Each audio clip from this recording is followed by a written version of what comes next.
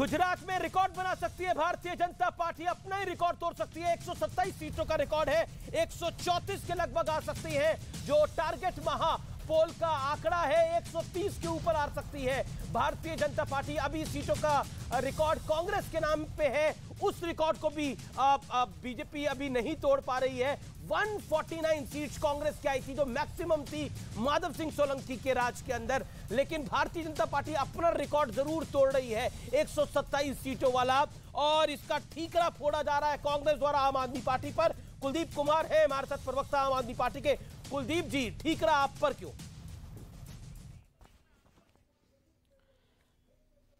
देखिए अमीश भाई, अभी मैंने सुप्रिया जी को भी सुना और गौरव जी को भी सुना, और दोनों ने मैंने सुना, लेकिन मैं पूछना चाहता हूं कि भारतीय जनता पार्टी का बी टीम कौन है, ये पूरा देश जानता है। गुजरात, गोवा के अंदर 8 के 8 एमएलए जाके भारतीय जनता पार्टी की गोद में बैठ गए। उसके साथ साथ मध्य प्रदेश के अंदर ज्योतिराव सिंधिया ने जाकर सरकार इनकी गिरा दी, जाकर बीजेपी की गोद में बैठ गए। और दूसरी बात ये कहते हैं वोट काट रही आम आदमी पार्टी, मुद्दों की लड़ाई लड़ती है।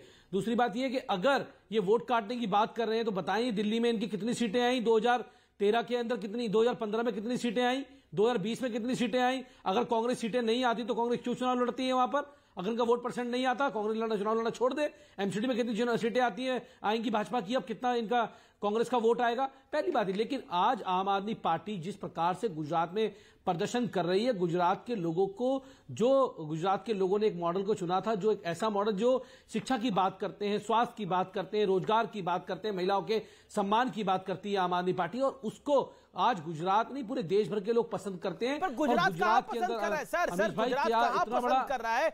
गुजरात के अंदर भारतीय जनता पार्टी का ही सरकार वापस आ रही है। अमीश भाई, एक 10 साल पुरानी पार्टी गुजरात के अंदर राष्ट्रीय पार्टी, गुजरात के लोग इतना प्यार आशीर्वाद दे रहे हैं कि उसको राष्ट्रीय पार्टी बनाने जा रहे हैं। आपके चैनल पे देख रहा हूं मैं, कोई 15% दिखा रहा है, कोई 20% दिखा रहा है, कोई 23% वोट दिखा रहा है। तो पहली आम आदमी पार्टी अगर आज वहां चुनाव लड़ रही है और गुजरात के लोगों ने इतना प्यार वहां आशीर्वाद दिया है, तो निश्चित रूप से ये तो मैं आपके सर्वे की बात, ये मैं आपके एग्जिट पोल की बात कर रहा हूं। एग्जिट पोल तो 8 को आएगा। ठीक है, जवाब ले लेते हैं। गौरव भाटिया कुछ कहना चाहते हैं? बिल्कुल, गौरव भाटिया, आम आदमी पार्टी खुश है, वो नेशनल पार्टी बनने जा रहे हैं 8 दिसंबर के बाद। हाँ, अभी देखिए, आपके प्रवक्ता ने आपको जनता पाप कहती है, आप नहीं पाप है, लेकिन इन्होंने एक बात कही कि हम किसकी बी टीम है। देखिए, कांग्रेस और पाप पार्टी कम से कम हमारी भारतीय झुट्टा पार्टी, उसकी वजह यह है। भारतीय झुट्टा पार्टी कौन है? एक मिनट, भारतीय झुट्टा पार्टी कौन है? भारत जलाओ पार्टी कौन है? अमीर जी शांत करा लीजिए। भारतीय झुट्टा पार्टी, एक करके मसाज ले लिया। आप भारत जलाओ पार्टी के सदस्य हैं, भारतीय झुट्टा पार्टी कौन सा मसाज लिया है? चलिए अमीर जी, अच्छा मसाज तो दिल्ली वालों ने दिया आपको, बात रख लूं मैं। मसाज तो दिल्ली वालों ने दिया आपको, पता लगेगा दिल्ली में। खूब मसाज किया, दिल्ली वालों ने जवाब दे दिया। झाड़ू लगाइए मुंह पे, देखिएगा अभी कल के नतीजों में। गौरव भाटिया शांत कराइए। गौरव भाटिया बोलिए। अपनी बारी आती अच्छा नहीं लगता गौरव जी, आपको बुरा लगता है अपनी बारी आती?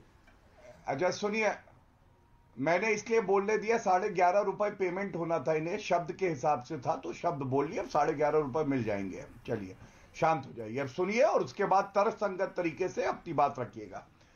ये इसलिए हमारी बी टीम नहीं हो सकते, चाहे कांग्रेस पार्टी हो, क्योंकि एक टीम में होने के लिए सिद्धांत। आप तो बस खाली बकवास करने आते हो। और क्या भाषा को संभाले, हम लोग अपनी बात को रखें। क्यों भाषा? अमीश जी, क्या भाषा, किस तरह से बात कर रहे हैं गौरव भाटिया जी? आप नहीं देख रहे हो आपके चैनल पे बीच किस तरह की बातें कर रहे हैं? किसने बात शुरू की? मैंने बात शुरू की क्या? बीच में मैंने बात शुरू की क्या? बात इन्होंने शुरू की ना? बीच में क्यों बोले? बताइए। बात इन्होंने शुरू की, बीच में क्यों बोले? क्या अरविंद केजरीवाल ने टिपियाया? मेरे को मिमिक्री करनी आती है गौरव भाटिया की तरह। अरविंद केजरीवाल ने पीछे से टिपियाया, क्यों बोले? मुझे मिमिक्री करनी नहीं आती है, जो कर रही हूं मैं गौरव भाटिया की तरह। कुलदीप, मेरा निवेदन स्वीकार करें। अब गौरव भाटिया अपनी 40 सेकंड को बात को रख ले, फिर आप अपनी बात को रखिए। Gaurav Bhatia, make your point. देखिए, मैं 2 अहम बातें कहूंगा। ये अय्याशी अपराधी पार्टी है और इसकी वजह है 6 महीने से इनका मंत्री जेल में है, मसाज करा रहा है, निकाला नहीं गया है उसको। दूसरी बात, आप बताइए, अरविंद केजरीवाल से बड़े नेता तो ये नहीं है। सुनिए, नहीं, दिल्ली हाईकोर्ट का फैसला पढ़ लीजिएगा। दिल्ली हाईकोर्ट ने कहा कि मुख्यमंत्री को इस पे निर्णय करना चाहिए, और अपराधी छवि का व्यक्ति अगर कैबिनेट में बना हुआ है तो ये चिंताजनक है। मैंने पूछा आम आदमी पार्टी के कई नेताओं से, बड़े नेताओं से, विधायकों से, सांसदों से सवाल पूछा, उन्होंने बोला कहीं अगर अमीश जी भारतीय संविधान में लिखा तो बना देंगे। अरे दिल्ली हाईकोर्ट भी संविधान को ही इंटरप्रेट करता है अमीश जी, अब ये पढ़ने लिखने वाले हैं नहीं, क्या करें। लेकिन जो बड़ी बात कह रहे हो वो सुनिए पहले। सबसे पहले कांग्रेस पार्टी से पूछिएगा कि ईवीएम ठीक है या ईवीएम में घोटाला हुआ है, पहले पूछ लीजिएगा। दूसरी बात, अरविंद केजरीवाल ने क्या एक प्रेस वार्ता में 92 सीट से ऊपर आएंगी हस्ताक्षर नहीं किया था। अब कह रहे हैं कि वोट परसेंटेज बढ़ रहा है हमारा। आप मुझे यह बताइए, एक मुख्यमंत्री के शब्दों की कोई कीमत ही नहीं, यही उनका चरित्र है। बच्चों की कसम खाता हूं, मैं सपोर्ट नहीं लूंगा कांग्रेस पार्टी से, ले लिया। मैं राजनीति में नहीं आऊंगा, आ गए। मैं अपने गुरु को ठगूंगा नहीं, ठग दिया। मैं वैगनआर बदलूंगा नहीं, सरकारी गाड़ी लूंगा नहीं। 15 लाख अकाउंट में दूंगा, दे दिया। 2 करोड़ रोजगार दूंगा, दे दिया।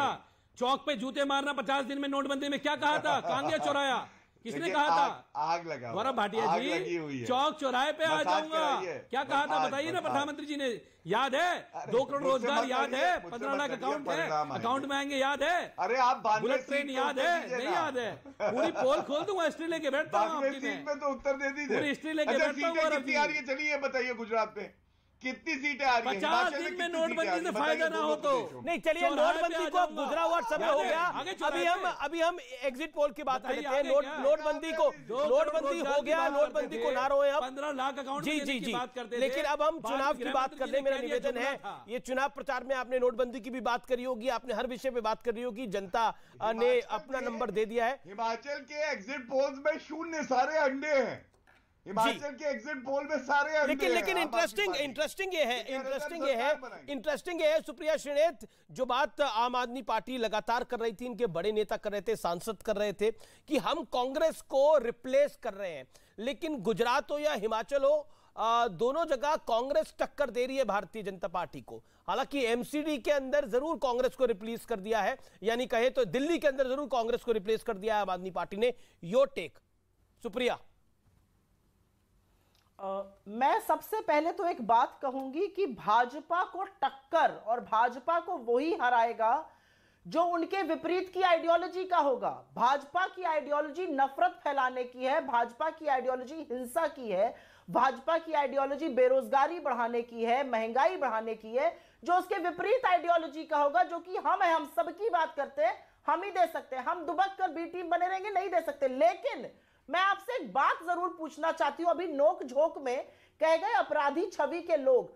आज लखीमपुर नरसंहार के मुख्य अभियुक्त आशीष मिश्रा के खिलाफ अदालत ने आरोप तय कर दिए हैं, हत्या का आरोप तय किया है।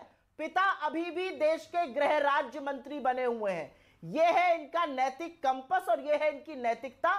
तो अपराधी छवि की बात ये लोग प्लीज ना करें, क्योंकि इतना बड़ा विरोधाभास और इतना बड़ा कॉन्फ्लिक्ट ऑफ इंटरेस्ट इससे कोई नहीं हो सकता। ये सरकार का नैतिक पतन और नैतिक दिवालियापन दिखाता है। और ये कहने के लिए मुझे किसी इंग्लिश में एक्सेंट लगाने की जरूरत नहीं होगी, जैसे भारतीय जनता पार्टी को पड़ी थी।